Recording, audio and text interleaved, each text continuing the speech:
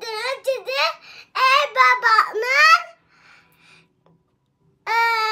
ederim var. Şimdi onu açıyorum. Evet.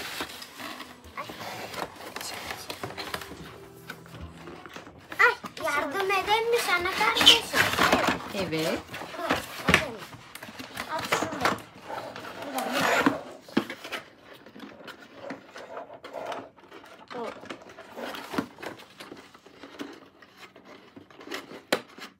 Hazır, ben attım. Aferin. Aferin.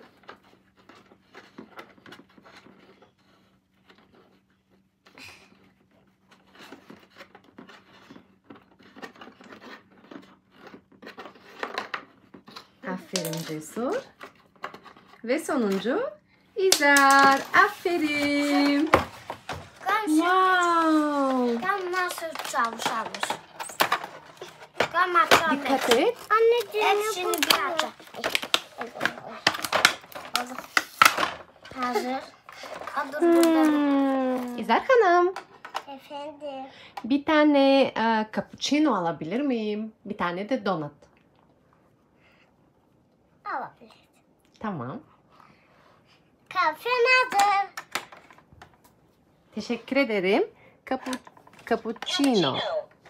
Teşekkür ederim. Bir de donut.